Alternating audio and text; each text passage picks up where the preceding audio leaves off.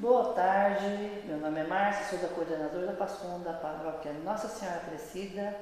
Hoje nós vamos falar sobre educação religiosa. Estamos com o Frei Wilson aqui. Boa tarde. Boa tarde, Márcia. Boa tarde a todos. Tá. Quem que é o Frei Wilson ou Wilson? Frei Wilson, com V de pobre. Com V de pobre. Então, Frei Wilson nascido em Foz do Iguaçu, Paraná. Tenho 43 anos. Então, nascido lá em Foz, vivi naquela cidade até os 18 anos, quando eu entrei para o convento. Sou o quarto filho de 5 irmãos, né? Tem apenas mais um caçula. A minha mãe vive, meu pai já é falecido desde que eu tinha 10 anos de idade. A mãe então criou os filhos na risca, né? Sim, trabalhando. E como era a sua vida antes de você descobrir a sua vocação? Bom, então lá em Foz nasci na periferia, num bairro, e como todo bairro a mãe precisava trabalhar. Também os filhos logo cedo começavam a trabalhar. Os meus 2 irmãos mais velhos também já trabalhavam empregados, e que eu assim, já lá com os 10 anos de idade também comecei a trabalhar, fazer mais trabalhos assim, nós chamamos de bico, né? Comecei já com 10 anos, vendia gelinho ou din-din ou geladinho, depende da região. Isso no período do verão. No período que não era verão, aí engraxava sapato. Depois fui vender frutas, vender torrone lá na Ponte da Amizade. E assim até os 13 anos, fazendo esses trabalhos assim mais de bico, assim, podemos dizer. Depois comecei a trabalhar no mercado junto com o meu irmão, dos 13 até os 15 anos. Aí depois fiquei um tempo em casa apenas estudando, e em seguida novamente comecei a trabalhar já no mercadinho que era de uma professora do primário. Então atendia o mercadinho e também atendia um fliperama, até os 18 anos de idade. Então estudava, trabalhava, tinha os momentos de lazer. Isso. Curtia bastante? Bastante, tinha... Bastante amigos? Bastante, muitos mesmo, muitos. Então, assim, tinham alguns hobbies já na infância e adolescência. Dentre eles, na infância eu lembro que como eu fazia esses trabalhos, tinha o meu dinheirinho. Então, nos finais de semana eu conseguia ir ao parque, eu gostava de ir ao parque. Então me divertia bastante indo ao parque de diversão. Gastava quase todo o dinheiro lá. E depois, andar de bicicleta, carrinho de rolimã. Então nós fazíamos os campeonatos de carrinho de rolimã. Vocês mesmos faziam Sim, carrinhos? Isso, fazíamos os carrinhos, cada um melhor que o outro. E depois então assim fazia os campeonatos entre nós. Principalmente com relação à bicicleta também, andava muito de bicicleta. Tinha uma pista próximo à nossa casa, e aí nós íamos lá para fazer, aquelas nós chamamos de enduro, então na pista. Era muito divertido. Então assim, jogava bola na rua, as peladas, mas como não era muito bom, então quase nunca era escalado. A não ser quando eu era dono da bola. Quando eu tinha a bola eu podia entrar no jogo. Mas se não jogava muito. Mas jogava. Você ficava, acho que pelo que você me disse do carrinho de rolimã, você acho que ficava assim muito... a tampa do dedão, Tudo, os dedos. Da bicicleta também, porque geralmente ela não tinha freio, A bicicleta quase sempre não tinha freio. O freio era o chinelo havaiana, ou pezão, então assim, quase sempre com os dedos machucados. Chegava em casa, a mãe falou assim, Joelho ralado, vai passar aquele metiolato? Sim, nossa, beleza. metiolate ou lavar com salmoura, essas coisas assim.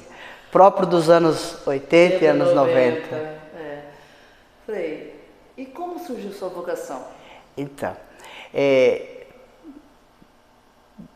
todo sempre ali a minha infância e minha juventude, né, a presença na igreja por conta da minha mãe, né? A minha mãe sempre foi catequista, o meu irmão mais velho também foi catequista por um período, e então assim, desde sempre estava no ambiente eclesial, né? E com os 16 anos eu já estava no grupo de jovens e em 2004 chegou então lá em Foz do Iguaçu, assumiram a paróquia os Três Capuchinhos. E então assim, o trabalho deles lá na paróquia foi um trabalho muito forte, muito marcante. Eles tinham uma atuação social muito grande na paróquia. E além da própria mística franciscana, o jeito de ser franciscano capuchinho. Então, aos 16 anos, um dos freis que assumiu lá a paróquia, constantemente fazia o convite, né, para mim e também para outros jovens que estávamos ali. Então, já pertencia ao grupo de jovens, fazia parte de uma coordenação colegiada que nós tínhamos. Nós não entendíamos muito bem o que era colegiado, mas já tínhamos essa coordenação colegiada. E então ele fez várias vezes o convite, mas eu sempre dizia não para ele. Não. É o Frei Pedro Brondani. Frei Pedro Brondani. Então eu sempre falava não a ele, dizia que não, que tinha outra perspectiva, não me via como frade, como capuchinho, né, ou como frei. E então eu sempre dizia não. E num período eu estava trabalhando no mercado e retornei então, voltando do mercado, e me veio na cabeça assim que se ele me chamou, ele estava me chamando, alguma coisa tinha, né? Algo que eu não estava vendo e ele estava vendo. E aí então eu puxei a campainha, desci, né? Faltavam uns 3 pontos para chegar até o ponto que eu costumava descer para ir para casa. E aí desci, fui à paróquia, ainda estava aberto lá a secretaria. Aí perguntei por ele, né, a secretária, né, o chamou e tal. Aí eu falei para ele, né, falei, Frei, tá, como é que faz então para virar Frei, né? Aquela coisa que não sabia muito bem os termos, né? Então para virar Frei. Aí falou, então você tem interesse? Falei, pois é, eu não vejo, mas se você tá dizendo alguma coisa tem aí que eu não estou vendo. Né? Aí ele me deu um livro sobre franciscanismo e falou, olha, leia e faça uma síntese, depois você me entregue. E eu gostava muito de ler, então eu acho que eu li aquele livro, Eu Francisco, né? Eu li acho que menos de uma semana eu li o livro. Aí depois fui lá, levei a síntese para ele, aí conversamos, aí ele me deu um outro, do Inácio Laranhaga, aí li também já um pouco maior, aí também fiz a síntese. Aí depois, num terceiro momento, ele me deu as constituições dos capuchinhos, né? Me deu as constituições e falou, leia, aí eu li, aí ele fiz a síntese também para ele, que aí acho que o fato interessante, um fato engraçado, que quando eu fiz a profissão perpétua, ele me entregou a síntese dessa que eu tinha feito, quando eu fiz a minha profissão perpétua em 2006. Eu li isso em 98, não é? 97. 97. 96 para 97. Aí, então, ele me deu as constituições, eu falei para ele, perguntei, falei assim, ele me perguntou o que eu tinha achado, aí eu simplesmente perguntei, vocês vivem o que está aqui? Aí ele falou, olha, tudo não, mas a gente procura viver, né? Busca viver, tenta viver. Então eu falei, acho que é interessante, né? Acho que dá também para que eu possa seguir esse caminho. Então foi essa conversa muito franca, muito aberta, e ele também, no caso, ele era irmão, né? Naquela oportunidade, e o estilo de vida, o modo com que ele atuava, isso me chamou muita atenção, né? E aí tanto é que aí eu perguntei para ele, né? Falei, como que seria esse fato de ser frei, mas não ser ordenado padre? Né? Como que isso se dava, como que era, né? Qual era o processo? Então já ali comecei a definir que para a minha vida seria, né, o ser irmão, por aquilo que eu lia nos livros, né? Então, Francisco, irmão, né, não ordenado, presbítero. Então, esse jeito de ser, o modo de atuar na igreja, e poder estar na igreja e atuar na igreja com uma diferença, né, um jeito diferente, essa possibilidade me abriu, então, esse caminho. Tá. Da sua profissão perpétua até hoje, alguma vez você titubeou, você deu uma Então, questionada? várias vezes. Acho que o processo, tanto, né, o processo da nossa vida, eu penso assim que a clareza nós vamos tendo com o processo, com o tempo, né? Vamos tendo com o tempo. Momentos de crises existem e são importantes, são significativos, vários momentos, vários mesmo. Mas eu sempre tive ajuda de pessoas, tanto de freis como de pessoas de fora, que assim deram a sua contribuição, me ajudaram também. E sempre uma palavra que me marca e que foi dada é nunca tomar decisão na crise, né? Nunca tomar uma decisão na crise. Então a crise vem por conta de o aspecto das relações, a estrutura, né?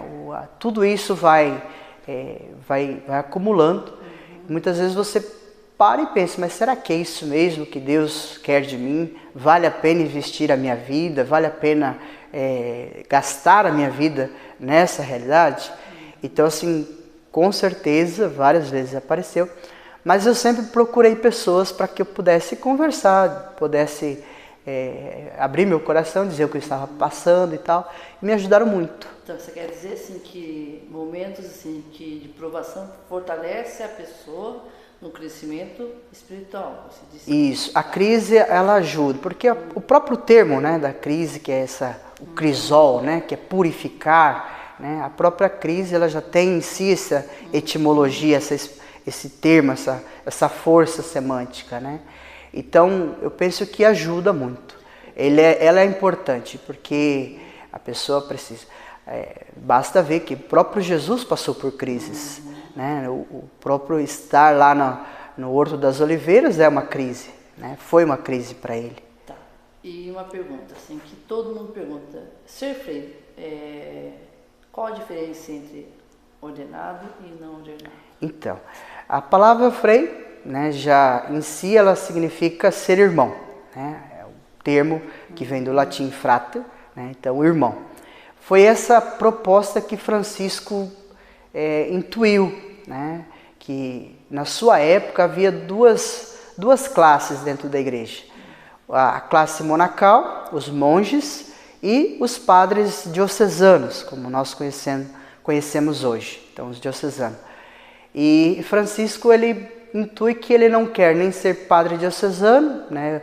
Cuidar de uma paróquia, ser cura, né, de uma paróquia, mas também não quer a vida monacal, mas ele quer uma vida de fraternidade, né? Isso que ele intuiu, na qual cabem tanto pessoas que são leigas e pessoas que já tinham, né, feito a opção pelo presbiterato. Então, já padres. Então, no começo, padres entraram para a ordem. E no processo da história, né, então, essa nossa ordem, essa ordem de irmãos, né, junto padres e leigos, ou pessoas que não tinham estudo ou não tinham, né, o conhecimento acadêmico ou o próprio conhecimento eclesiástico, né, o estudo eclesiástico, filosofia e teologia, conviviam em fraternidade. Então, assim, hoje, mais do que nunca, nós compreendemos que o frei, né, ser chamado a ser irmão, e uns aí optam pelo sacerdócio, né, estando no processo formativo, optam pelo sacerdócio, então recebe a ordenação, é ordenado um dos sacramentos da ordem, então recebe um dos sacramentos da ordem, E outros falam, não, eu não quero o sacramento da ordem, mas quero continuar religioso.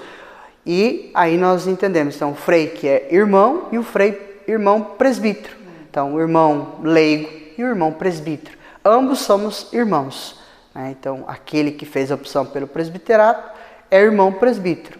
Aquele que não fez é irmão religioso, não ordenado ou irmão leigo, como hoje é mais comum ser chamado, num resgate da história, num resgate do passado, da origem, como foi em Francisco.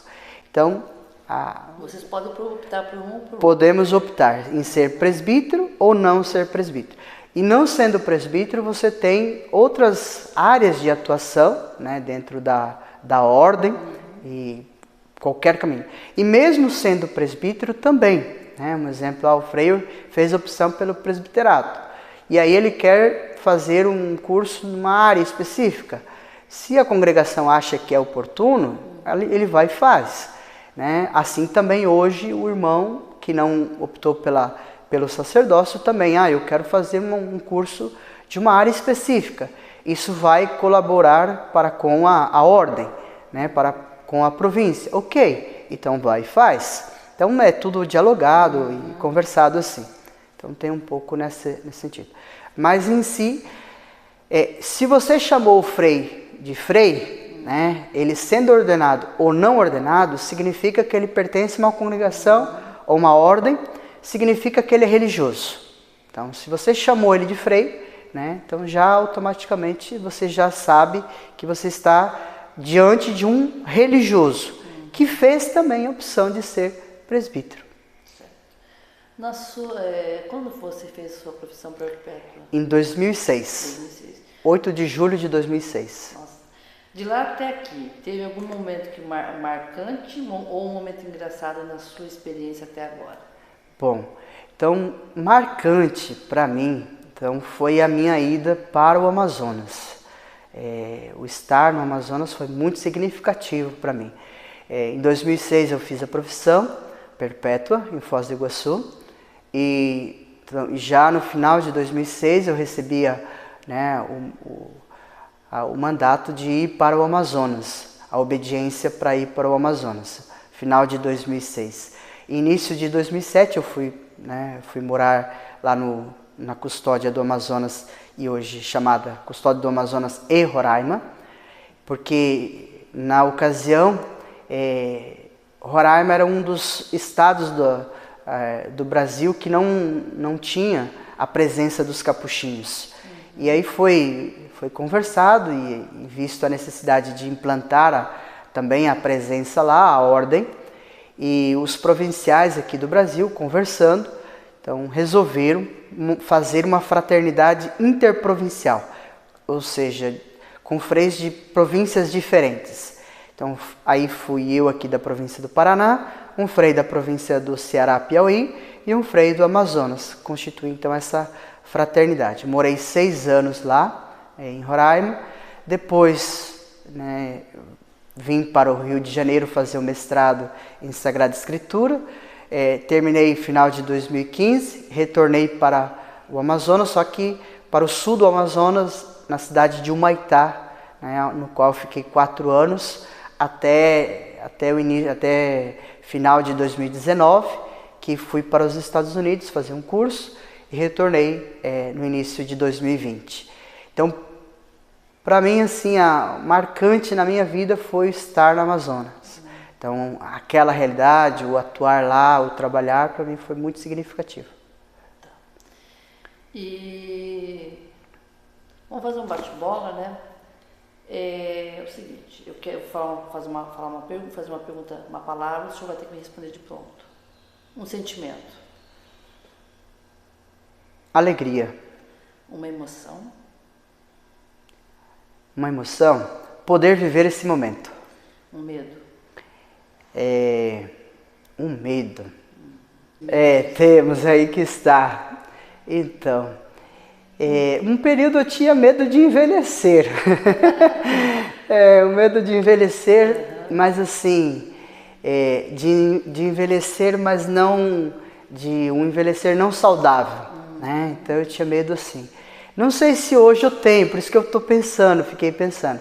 Mas um período da minha vida eu tinha essa questão de envelhecer e não envelhecer saudável. Tá. Um exemplo ou um ídolo? Um exemplo ou um ídolo? Bom, para mim, mais do que um exemplo, assim,